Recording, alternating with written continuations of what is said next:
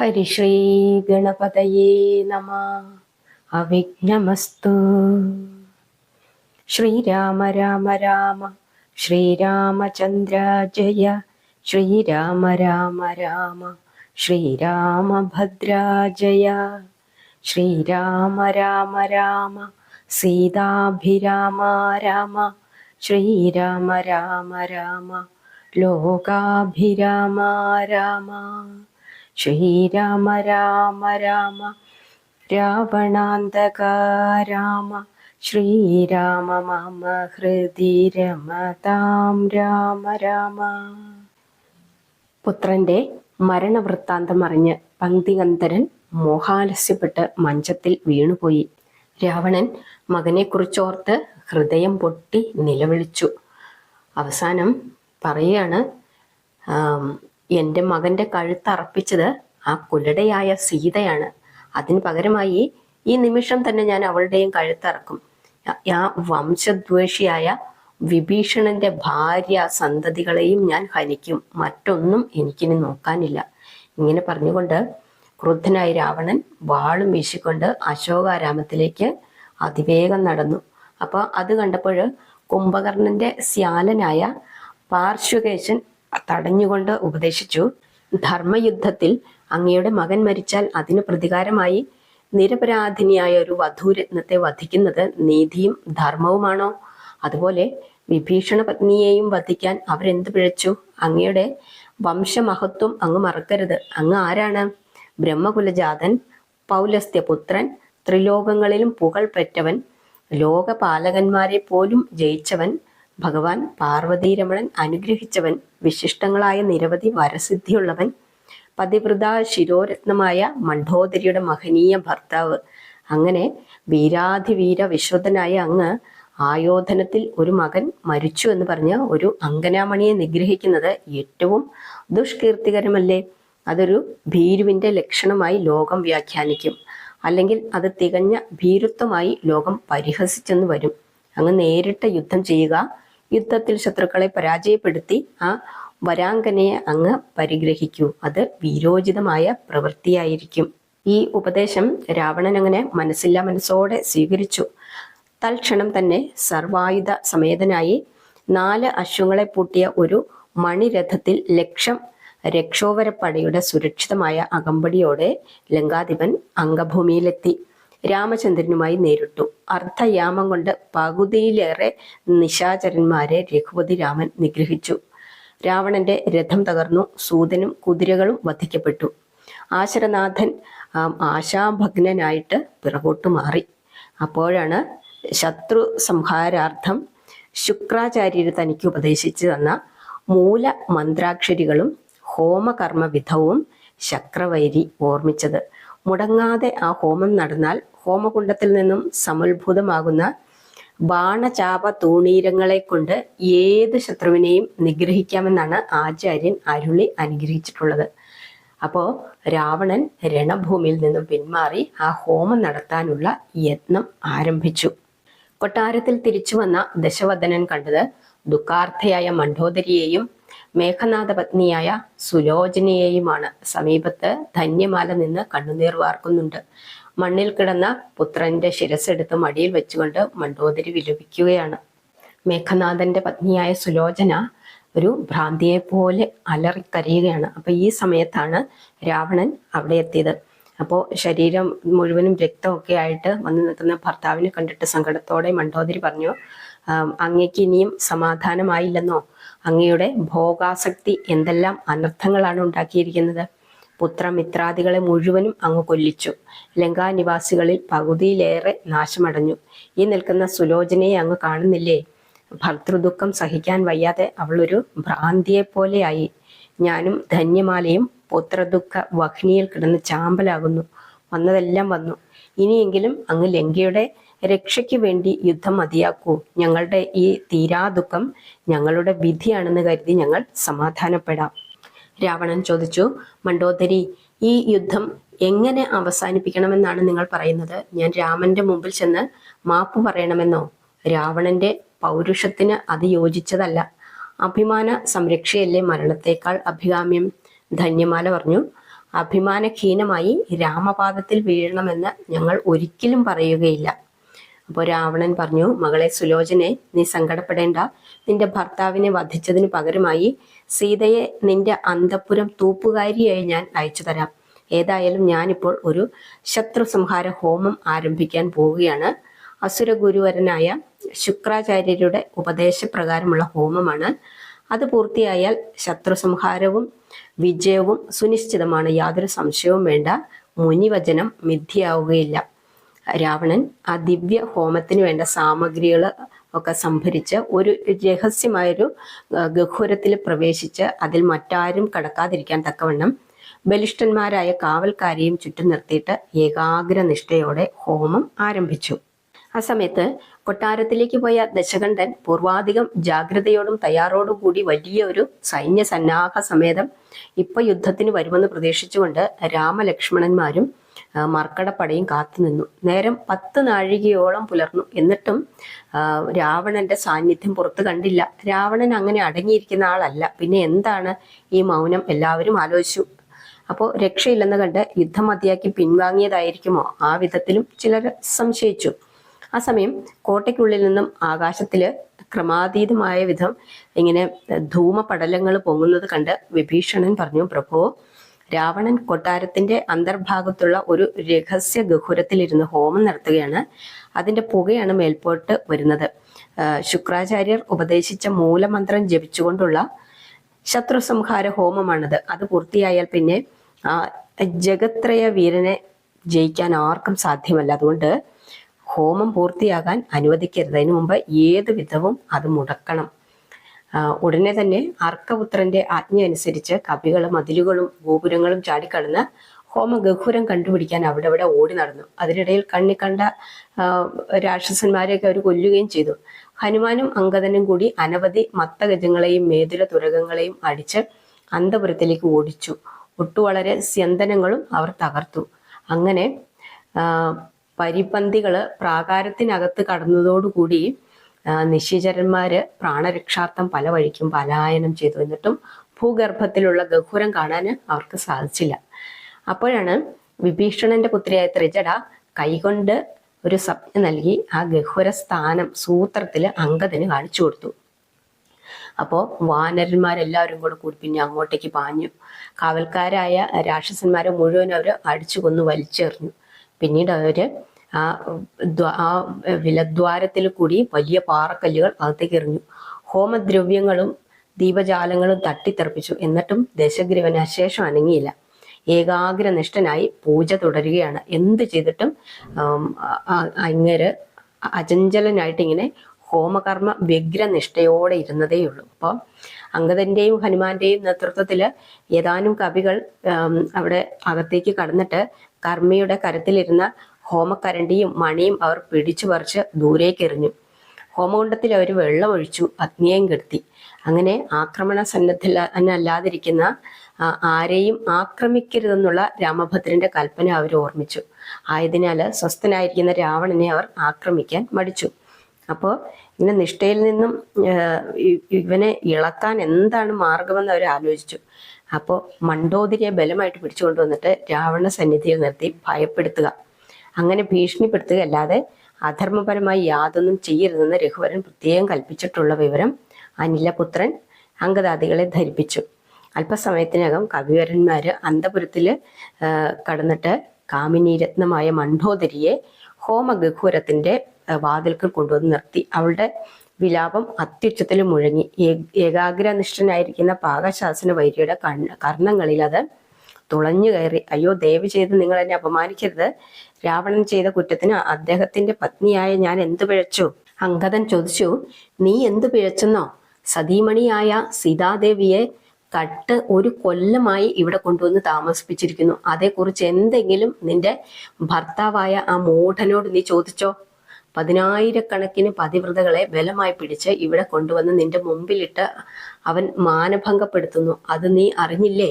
നിന്റെ ഭർത്താവെന്ന് പറയുന്ന ആ പരമദുഷ്ടൻ സ്വന്തം അനുജനായ വിഭീഷണനെ ആട്ടിപ്പുറത്താക്കിയില്ലേ? നീ അതേക്കുറിച്ച് എന്ത് ചോദിച്ചു? അമിതമായ ഭോഗസുഖത്തിനു വേണ്ടി എന്ത് കഠിന കൃത്യം ചെയ്യാനും മടിയില്ലാത്ത ആ ദുഷ്ടന് പാഷണ്ഡനുമായ നിന്റെ ഭർത്താവ്, ആ കാമചാരിയുടെ ഭാര്യയായ നിനക്ക് മാനവും അഭിമാനവും ഉണ്ടോ? നിന്റെ വസ്ത്രം പറിച്ച് നഗ്നയാക്കി നിന്നെ അവന്റെ മുമ്പിലിട്ട് ഞങ്ങൾ വലിച്ചിഴയ്ക്കും എന്നൊക്കെ പറഞ്ഞ് വല്ലാതെ അങ്ങോട്ട് ഭയപ്പെടുത്തി. 20 കണ്ണുകളും തുറന്ന് അവനത് കാണണം. തൻ്റെ ഭാര്യയെ പോലെയാണ് മറ്റു സ്ത്രീകളുമെന്ന് അവൻ ധരിക്കണം. എല്ലാം കഴിഞ്ഞ് നിന്നെ ഞങ്ങളെ ചുമന്ന് കാട്ടിൽ കൊണ്ടുപോയിട്ട് ഞങ്ങളുടെ കുരങ്ങത്തികളുടെ ദാസിയാക്കും. ഈ വിധം ഭീഷണിപ്പെടുത്തിക്കൊണ്ട് താരയൻ അവളുടെ ചേല അഴിക്കാൻ എന്നുള്ള ഭാവത്തിൽ നേരെയെടുത്തു. അവൾ അത്യുച്ചത്തില് അലറിക്കൂവി കാറി.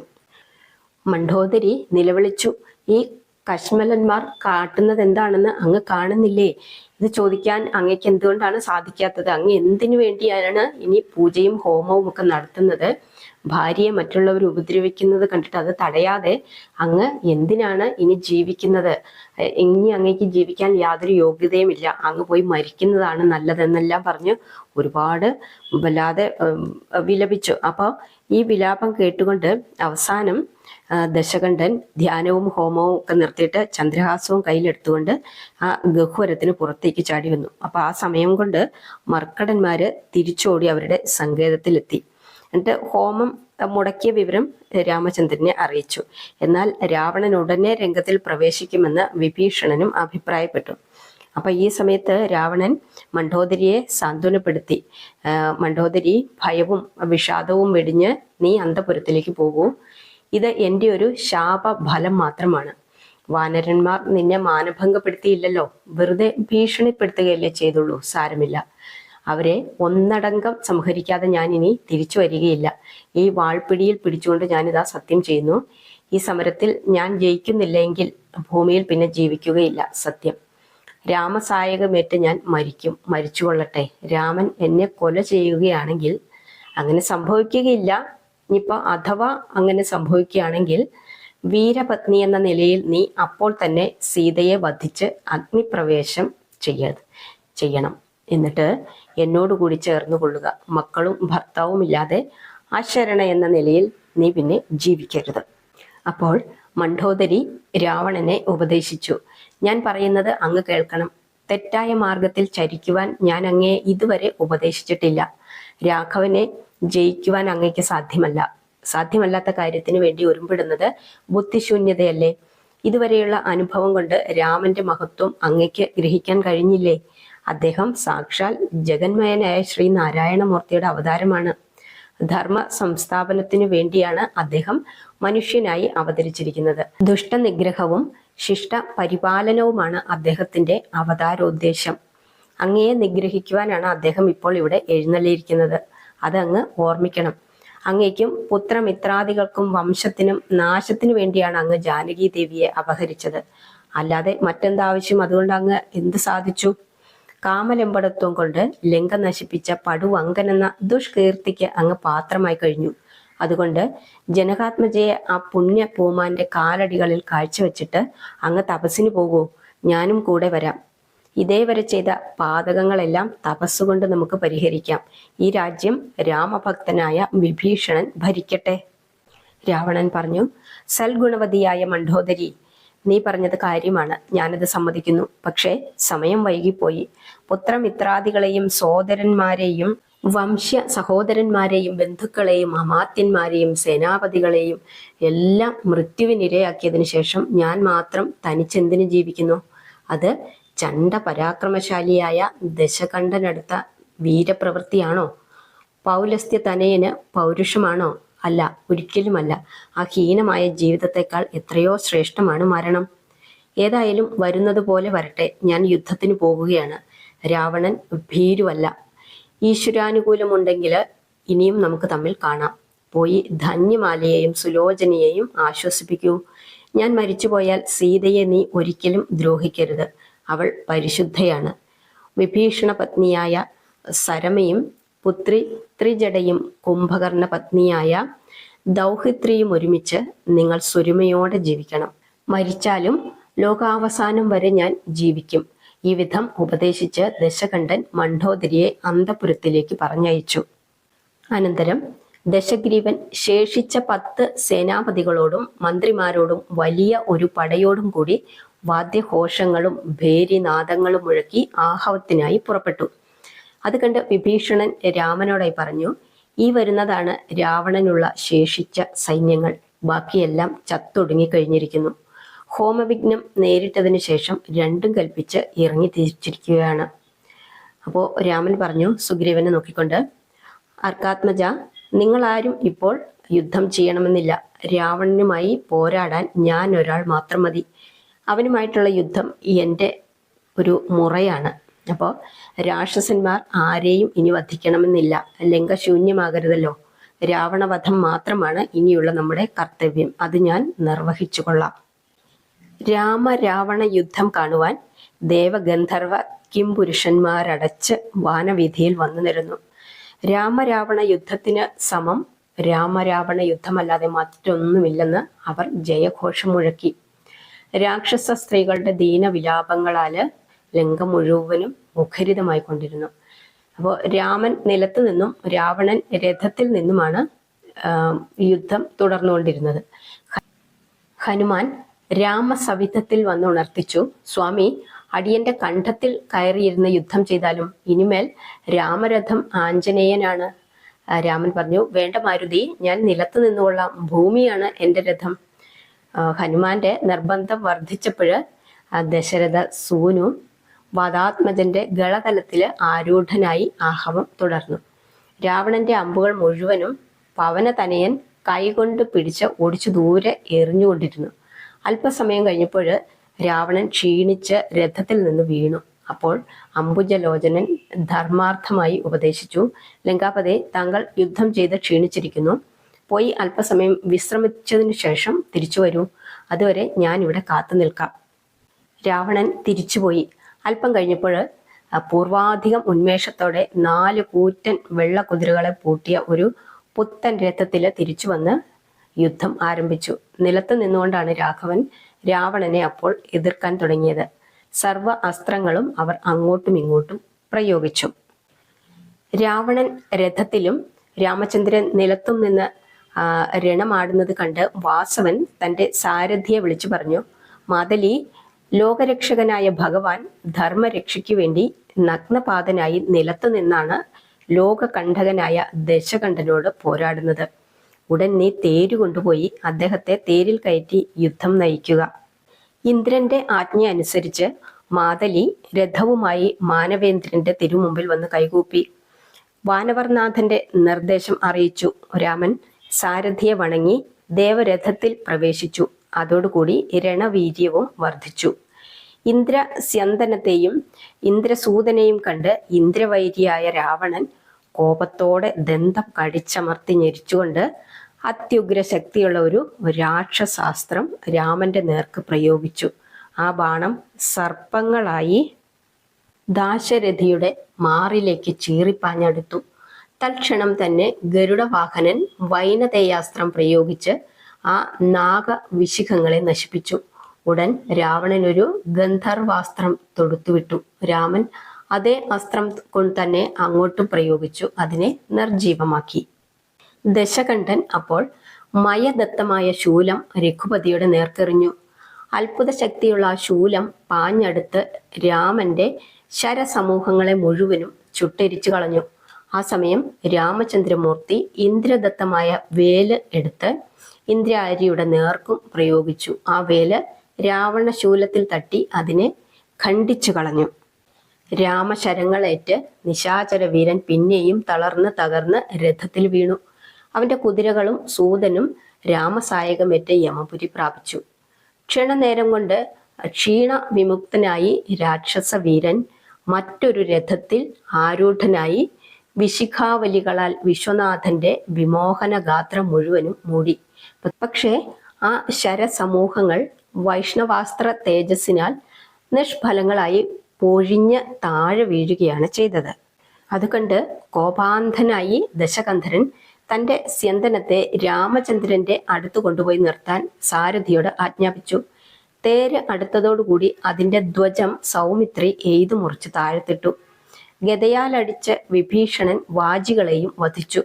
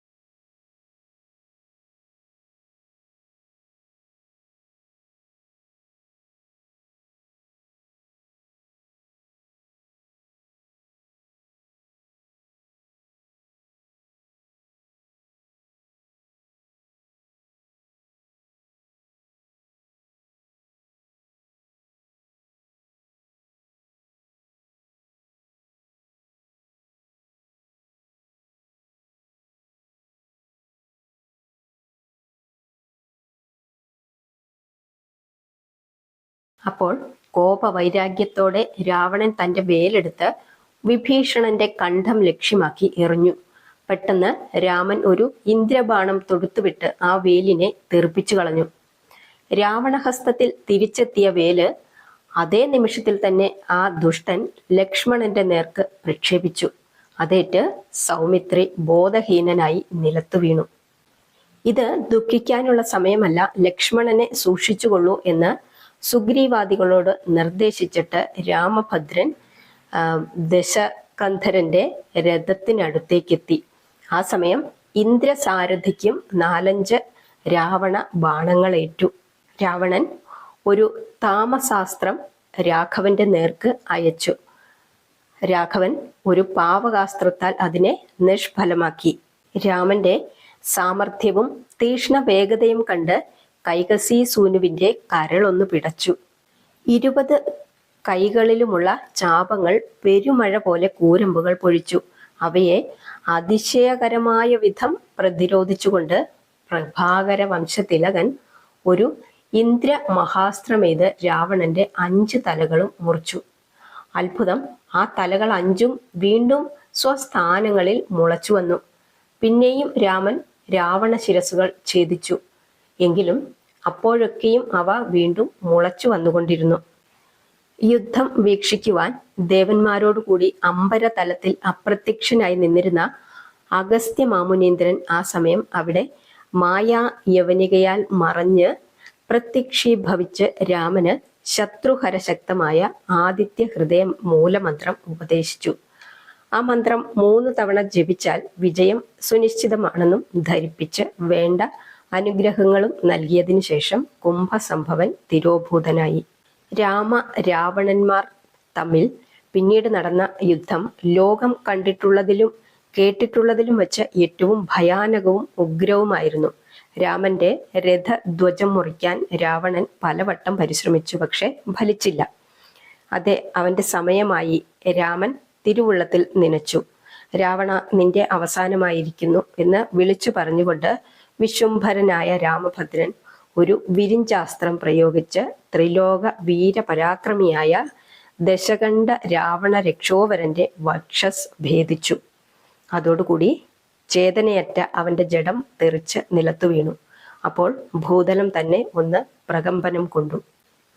രാവണവധം കണ്ടു സന്തുഷ്ടരായി ദേവകൾ അനവരതം പുഷ്പവർഷം ചെയ്തു. മഹർഷികൾ ആനന്ദ നൃത്തമാടി. നാരദാദി ദേവഗായകർ രാമനെ പ്രകീർത്തിച്ച് വൈഷ്ണവ ഗാനങ്ങൾ ആലപിച്ചു. മരിച്ചു വീണ അഗ്രജന്റെ കാൽക്കൽ ചെന്ന് തൊഴുതുകൊണ്ട് വിഭീഷണൻ കണ്ണുനീർ തൂകി.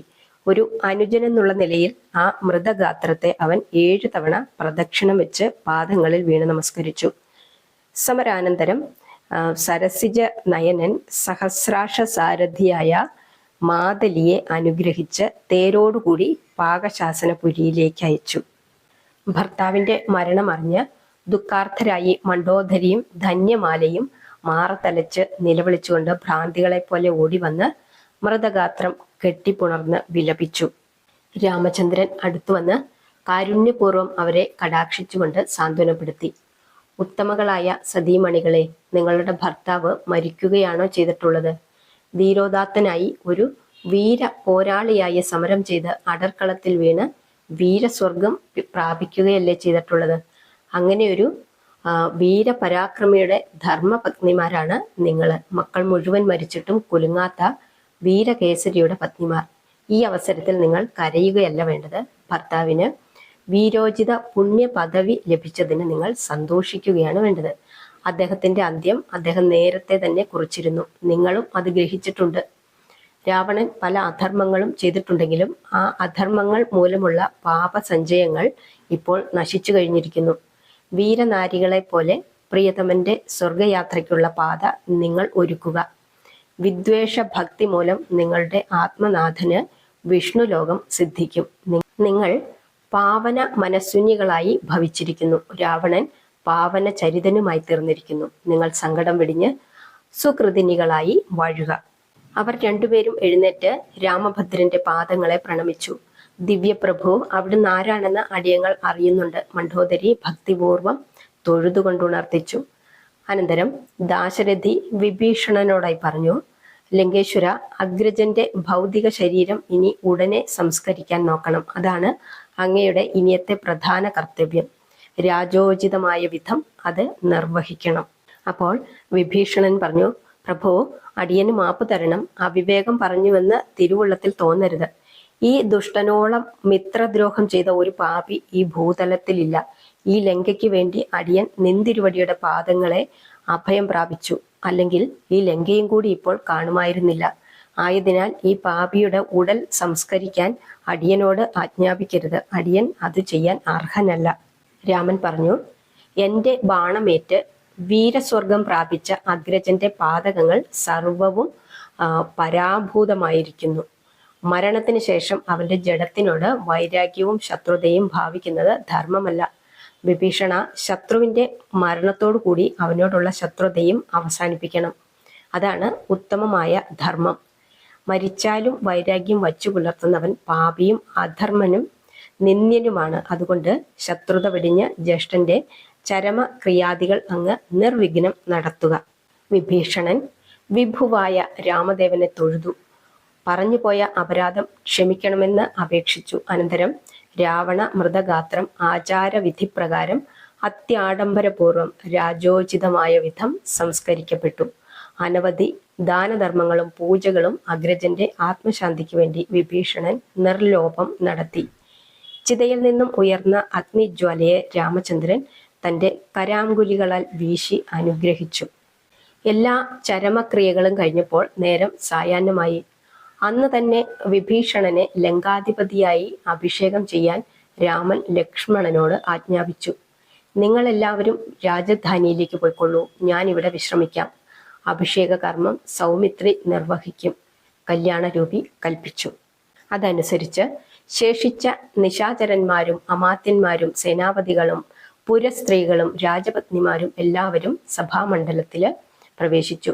ഹനുമാൻ, ജാംബവാൻ, അംഗദൻ, സുഗ്രീവൻ, നളൻ, നീലൻ തുടങ്ങിയ വാനര പ്രവരന്മാരും ആ ചടങ്ങിൽ പങ്കുകൊണ്ടു. സുവർണ കുംഭങ്ങളിൽ അർണവജലം കൊണ്ടുവന്ന് പൂജിച്ച് വാദ്യഘോഷങ്ങളോടെ വിഭീഷണനെ അഭിഷേകം ചെയ്ത് ലങ്കാധിപതിയായി സുമിത്രാത്മജൻ വാഴിച്ചു. രാവണഗാത്രം പൂർണ്ണ ദഗ്ധമാകുന്നതിന് മുമ്പ് വിഭീഷണ പട്ടാഭിഷേകം നടത്താൻ കാരണമെന്തെന്ന് കാര്യവിവരമുള്ളവർ പലരും ആലോചിച്ചു. പക്ഷെ രാമദേവ കൽപ്പനയെ ചോദ്യം ചെയ്യാൻ ആരും ധൈര്യപ്പെട്ടില്ല.